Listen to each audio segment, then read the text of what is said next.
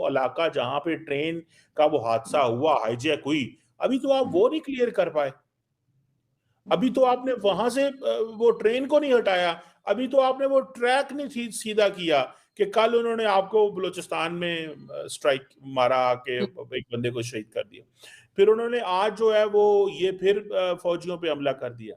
तो they are inside, वो कहीं दूर नहीं गए हुए, हमें मिल नहीं रहे, हमसे ढूंढे नहीं जा रहे, हमें पता नहीं चल रहा। आए अपने अपने भी गिरेबान को झांकें, ना कि जी। सारा टाइम जो है ना वो देखें। उसको तो हम तो अवाम तो सपोर्ट करेगी आपको, लेकिन आप भी कुछ करें ना। इंदर शर्मा स्वागत करता हूं पाक मीडिया की एक और लेटेस्ट डिबेट में, जिसमें कैसे कमर चीमा अब सीधा सीधा बुखला गया और सीधा सीधा ये बोल रहा है कि हमारी सुरक्षा एजेंसियां इतनी फेलियर हो चुकी है कि उनको पता ही नहीं है कि पाकिस्तान में हो क्या रहा है या चल क्या रहा है। क्योंकि कहीं ना कहीं देखा जाए तो क्वेटा, कभी क्वेटा हो जाता है तो कभी ये बलूचिस्तान में एक दूसरा हमला जो आज पाकिस्तान फौज पे हुआ है, तो कहीं ना कहीं ये मुंह पे तमाम की बीएलए ने इनकी 90 के आसपास सैनिक अभी तक नहीं आए इतने सैनिक इन्होंने इनके, लेकिन फिर भी कहीं ना कहीं देखा जाए तो आज बलूचिस्तान के लोगों पे जो अत्याचार पाकिस्तान की आर्मी कर रही थी, उन्हीं का गुस्सा फूट रहा है कि आज पाकिस्तानी सेना पे इतने हमले या फिर पाकिस्तान को अस्त व्यस्त करके छोड़ दिए। कहीं ना कहीं देखा जाए तो ये एक मूवमेंट ऐसी चल पड़ी है कि पाकिस्तान से अलग एक देश की मांग भी कहीं ना कहीं करने लगे। तो आज कमर चीमा कैसे भड़के हुए इन पे कि कौन लोग है जो फ्री बलूचिस्तान की मांग कर रहे हैं, तो सामने कोई आता नहीं है, और किन लोगों के हक हकूक की बात चल रही है वो भी लोग सामने नहीं आते, जबकि इनको सीधा सीधा दिख रहा है कि पाकिस्तान में बुलान में लोगों को गाय दिया जाता है, कैसे किया वो भी दबा देता है। तो दोस्तों देखिए चैनल पे सब्सक्राइब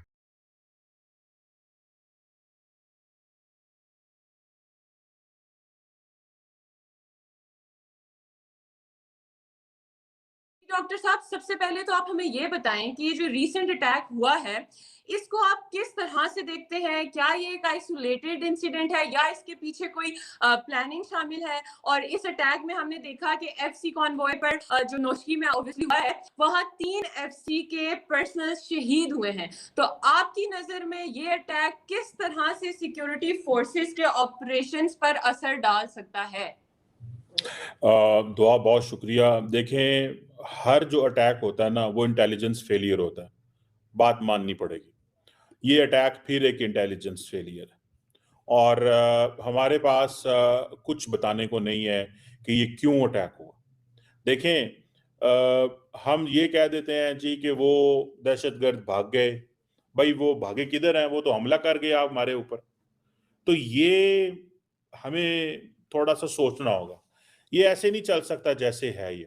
और अगर हमने इसी तरह चलाया कि जनाब कोई बात नहीं, 2 अटैक खैबर पख्तूनख्वा में हो रहे हैं, 3 अटैक वहाँ पे हो रहे हैं और ये चीज़ें इसी तरह चलती रहेंगी, मैं नहीं समझता हम यहाँ पे इस तरह रह सकेंगे। ये जो डिमांड्स हैं बीएलए की, ना हम इनको पूरा कर सकते हैं, क्योंकि बीएलए की क्या डिमांड है? अब बहुत सारे लोग सवाल पूछते होंगे, ये बलोच मिलिटेंट क्या कहते हैं? और आपको पता है दुआ बलूचिस्तान के लोग कहते हैं इनको बलोच मत कहें, ठीक है? पर सवाल ये है कि उनको भी तो बाहर निकलना पड़ेगा ना, वो खामोशी क्यों इख्तियार करके बैठे हैं?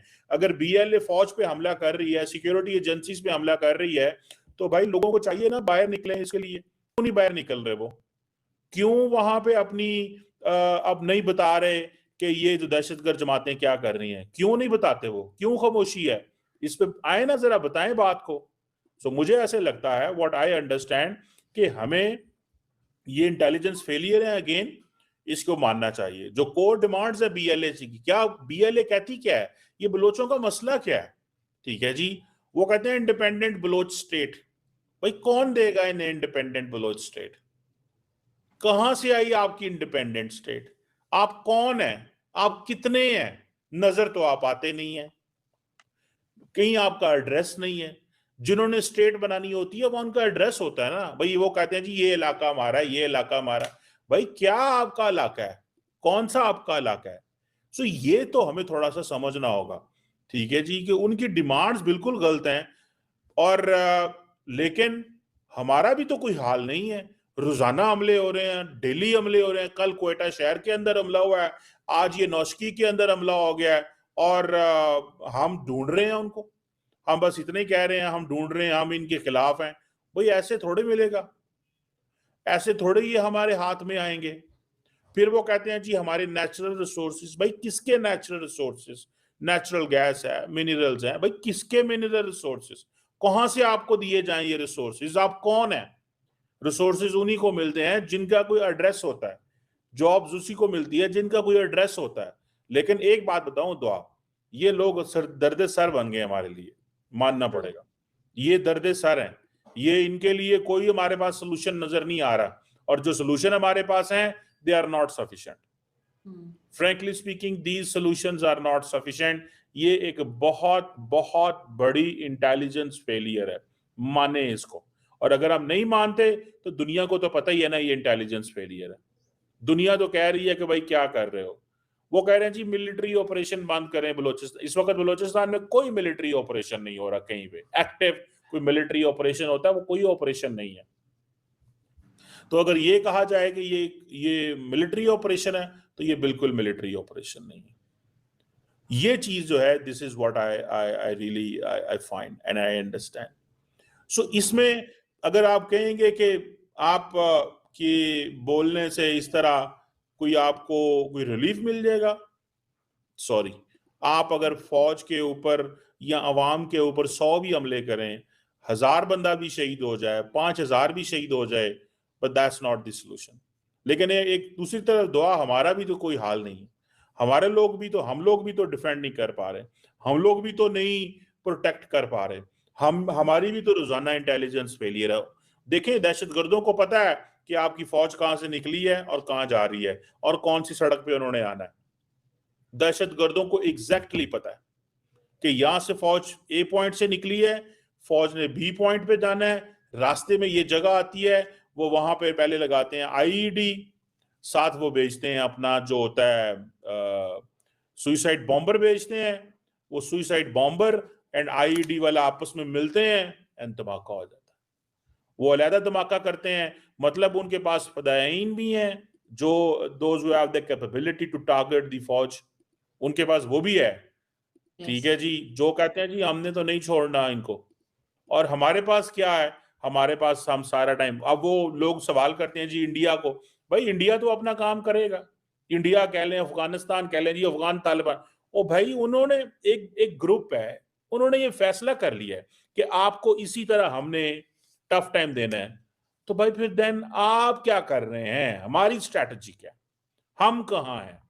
या तो मुझे पता चले ना जी आप ड्रोन से उनको मार रहे हैं, हमें पता चले आप उनके, देखें वो तो आपके अंदर घूम रहे हैं ना, वो तो ये देखें ये गुरिल्ला वॉरफेयर शुरू हो रही है, वो तो आपके अंदर घूम रहे हैं, वो तो आपके यहां पे मौजूद हैं। आपके हो सकता है अगली गाड़ी में ट्रैवल कर रहे हो सकता है आपसे पिछली गाड़ी में ट्रैवल कर रहे हो सकता है कुछ, मतलब जो सबसे इंपॉर्टेंट है कि कॉन्वॉय भी जा रहा हो ना, कॉन्वॉय जा रहा हो, तो वो कॉन्वॉय भी सिक्योर नहीं है, क्योंकि कोई पता नहीं आईईडी कहीं लगी होगी, इम्प्रोवाइज्ड एक्सप्लोसिव डिवाइस लगी होगी। ठीक है, उधर आप पूरी की पूरी जो सड़क है बंद कर देंगे। मिसाल के तौर पे आपने पॉइंट ए से पॉइंट बी तक जाना है, लेकिन उस दौरान आपने उस सड़क को बंद कर दिया। जब सड़क को बंद किया तो आपको पता चला जी अब यहाँ पे कोई मौजूद नहीं है, लेकिन हो सकता है वो उससे थोड़ी देर पहले उधर वो इम्प्रोवाइज्ड एक्सप्लोसिव डिवाइस लगा के चले गए। तो फिर आप क्या कर रहे हैं? आपकी क्या अप्रोच है? कोई अप्रोच नहीं है। मैं एक बात बताऊं, this is a share intelligence failure. ये इंटेलिजेंस फेलियर डेली बुनियादों पे हो रहा है। ये कोई चक्कर नहीं है कि आप ये कहेंगे जी वो हम सो हमारी जो वहां पे लॉ एनफोर्समेंट है, they have failed to deal it this situation. मैं नहीं इसको मानता कि ये हमारा फेलियर है, हम कमजोर हैं, हम क्यों नहीं इनको निकाल पा रहे, क्यों नहीं इन पे हम जो है वो टारगेट कर पा रहे। आई डोंट नो, मुझे नहीं पता कि ये कब हम इस पोजीशन में आएंगे, हम कब इस पोजीशन में होंगे, या कब हम इस वो आएंगे कि जी हम ये कह सकें कि हाँ जी ये this is where we have to be, this is what we need to do. कोई सॉरी जी, इसमें कोई ऐसी बात नहीं है, कोई ऐसा चक्कर नहीं है, कोई ऐसा वो जिसे कहते हैं ना वो कुछ भी नहीं है। मैं नहीं मानता इस बात को। कि वो आ जाएँगे, वो कल आएँगे, हम इनको ठीक कर लेंगे, हम इधर चले जाएँगे, हम उधर चले जाएँगे, हम कहीं भी नहीं है भाई साहब, सिंपल सी हुँ, बात है। हम कहीं भी नहीं हैं और हुँ, हमारा कोई अता पता नहीं चल रहा। फ़ौज है वो शहादतें दे रही है, पुलिस शहादतें दे रही है, अवाम शहादतें दे रही है। अच्छा ये तो बलूचिस्तान की सिचुएशन भी है ना आपके सामने, रोज़ वहाँ पे हो रहा है, जैसे डेली बुनियादों पे हो रहा है। वो आपने ट्रेन पे 4 दिन उन्होंने पहले ट्रेन पे 4 दिन लगाए, ठीक हुँ, है? जब ट्रेन पे 4 दिन लगा लिए आपके, अभी तो आप वो इलाका क्लियर नहीं कर पाए। देखें, सच्ची बात तो ये है कि जो इलाका जहाँ पे ट्रेन का वो हादसा हुआ, हाइजैक हुई, अभी तो आप हुँ, वो नहीं क्लियर कर पाए। अभी तो आपने वहाँ से वो ट्रेन को नहीं हटाया, अभी तो आपने वो ट्रैक नहीं सीधा किया कि कल उन्होंने आपको बलूचिस्तान में स्ट्राइक मारा आके हुँ, एक बंदे को शहीद कर दिया। फिर उन्होंने आज जो है वो ये फिर फौजियों पे हमला कर दिया। तो दे आर इनसाइड, वो कहीं दूर नहीं गए हुए, हमें मिल नहीं रहे, हमसे ढूँढे नहीं जा रहे, हमें पता नहीं चल रहा। आए अपने अपने भी गिरेबान को झाँकें, ना कि जी, सारा टाइम जो है ना वो देखें उसको तो हम तो अवाम तो सपोर्ट करेगी आपको।